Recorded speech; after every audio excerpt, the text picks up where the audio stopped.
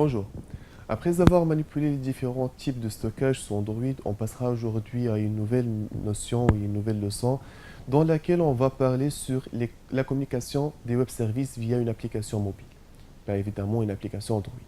Un web service est une technologie permettant à des applications de dialoguer à distance via Internet ou tout simplement des services qui sont accessibles via des URL.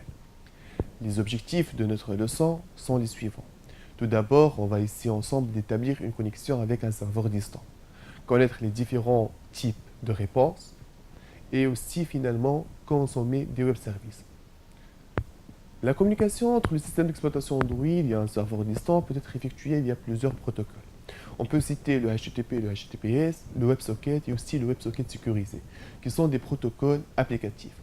Comme on peut utiliser les sockets via le protocole TCP/IP. Dans cette leçon, on va s'intéresser uniquement par le protocole HTTP. Réellement, pour connecter avec un serveur distant via le HTTP, il faut avoir deux va-et-vient. À chaque connexion, évidemment. Une pour le handshake, c'est-à-dire pour l'identification, et une pour les data, donc c'est pour les données. Pour simplifier, je vais m'intéresser au deuxième, celle des données. Lorsqu'un terminal mobile invoque un web service, certainement il aura une réponse du serveur. Cette réponse, elle peut avoir plusieurs formes. Elle peut être un texte plein, non structuré, c'est-à-dire, donc c'est une chaîne de caractères simple, ou un texte structuré, sous forme soit XML, soit JSON. Avant de parler sur les différents types de réponses, il faut savoir tout d'abord que les web services sont notre unique solution qui va vraiment nous permettre de communiquer avec des SGBD distants, c'est-à-dire des bases de données distantes. Il n'y a aucune liaison directe entre une base de données distante et un terminal mobile. Le passage par des web services est indispensable. À moins qu'on utilise un framework de stockage en cloud tel que Backendless ou Firebase où il y en a vraiment dizaines d'autres. Donc voici les différents types de réponses. Donc on a TextPlain, c'est-à-dire une chaîne de caractères non structurée. Imaginons qu'on a un web service pour l'inscription. Ce web service peut retourner un message en cas de succès, par exemple, ou en cas d'échec. Par exemple, inscription impossible, donc email existe déjà, ou inscription effectuée avec succès.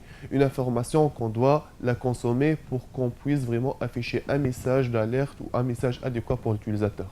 Donc cette réponse, elle sera sous forme d'un texte plain. Donc le deuxième type ou le deuxième format de données, donc ce sont des formats structurés.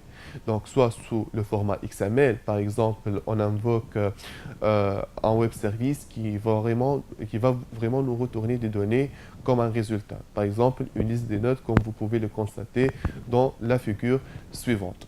L'avantage ici que les informations sont structurées, ce qui nous permet vraiment de les traiter facilement. Pratiquement tous les langages de programmation, sans exception, peuvent intercepter et interpréter la structure de données XML. L'inconvénient ici, c'est le temps de traitement. Il s'agit vraiment des balises, donc les API utilisés doivent vérifier le contenu de chaque balise ainsi son état, c'est-à-dire est-ce que la balise il s'agit d'une balise ouvrante, une balise fermante, le contenu au sein des balises, les attributs au niveau des balises, ainsi de suite.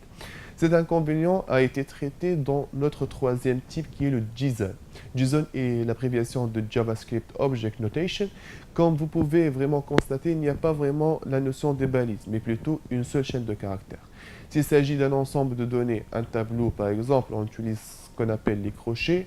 Pour un objet, les accolades.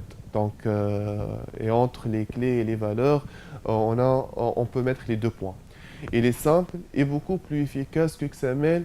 C'est pour cela qu'on va vraiment l'utiliser et l'opter pour nos exemples. Donc, lorsqu'on compare XML et JSON, donc c'est pratiquement la même chose, sauf que les interpréteurs de JSON donc, sont beaucoup plus performants que les interpréteurs de XML. C'est pour cela qu'on va vraiment utiliser ce troisième format au niveau de nos exemples.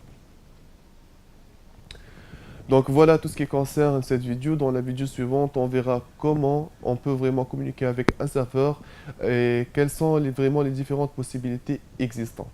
Merci pour votre attention.